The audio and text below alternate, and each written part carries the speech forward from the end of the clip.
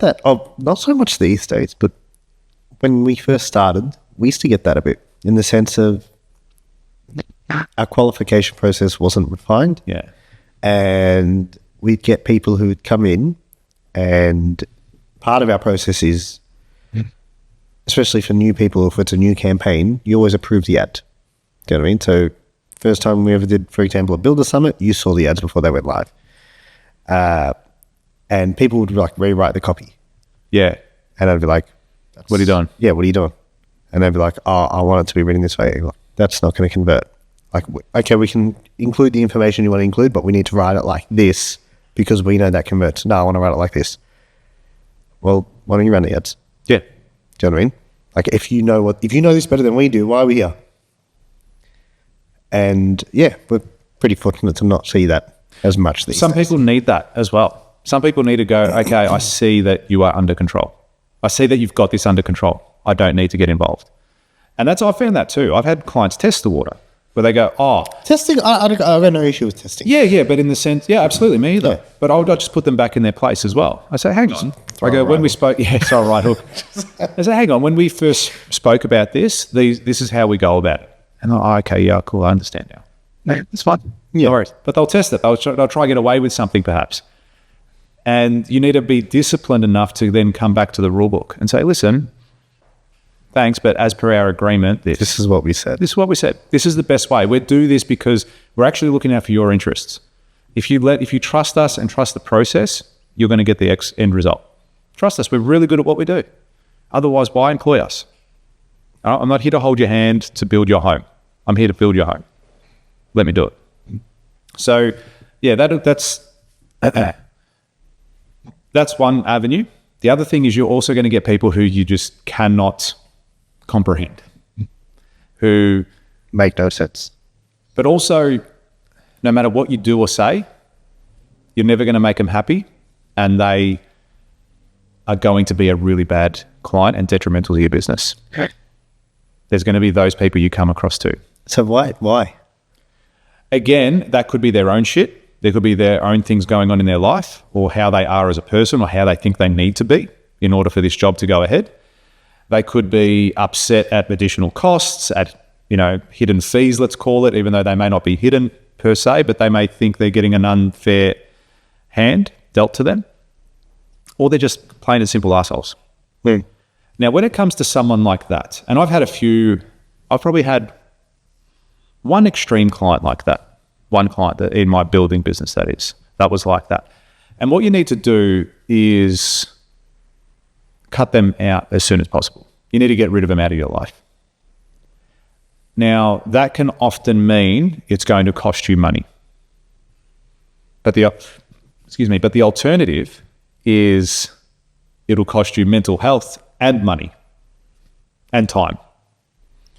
Because a person like that in your life is going to severely bring you down and your business down, and potentially all your other clients and all your other business down, because they're going to suck up so much of your time, so much of your resources, so much of your mental capacity that it's going to be detrimental to the rest of your business. Yeah, you should never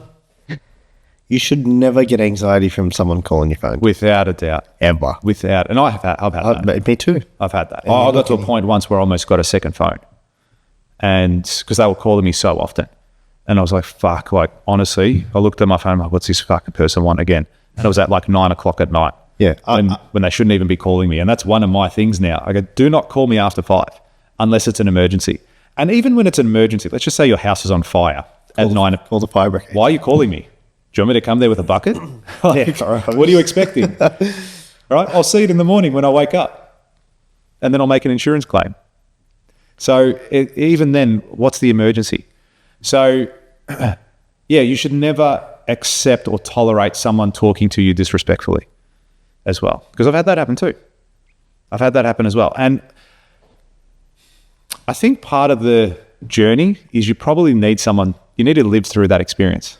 Because it's easy for us to sit here and tell you, don't accept this, don't accept this, don't do this, don't do this.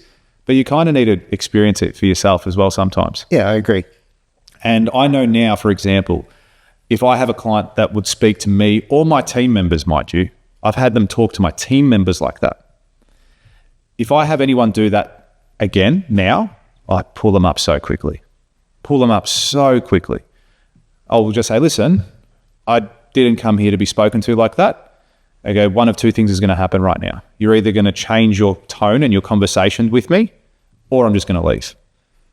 Which one is it? Because I won't tolerate this. And then most of the time they'll bring themselves in line.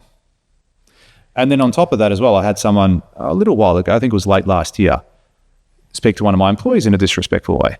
And I called him up and he came in, she goes, oh, this person just abused me and was, called me all this. She cracked it over something, over plaster not being patched. I'm like, okay, no worries. Called that client up. I said, listen, before I continue into the perceived problem, which isn't a problem, it's just a task that needs to happen. I go, I need you to understand that it is not acceptable for you to speak to my employees in such a manner. Now, if you continue or do this again, there's going to be severe consequences because no one comes to work to be spoken to like that, and I won't tolerate it. Oh, I'm sorry, I'm stressed. I go, that's fine. That's fine. No harm, no foul.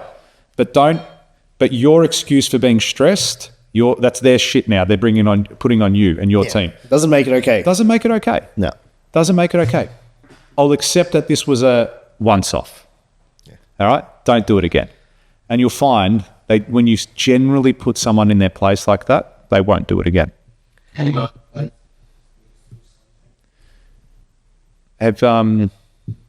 you ever had bad clients?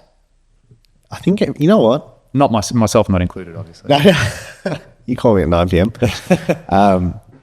I think it's one of the greatest lessons that you can get. Because here's the thing. Your agreements, I was actually, so this is one of my team members last night, and I was like, George always says, you don't need a contract until you do. Yeah.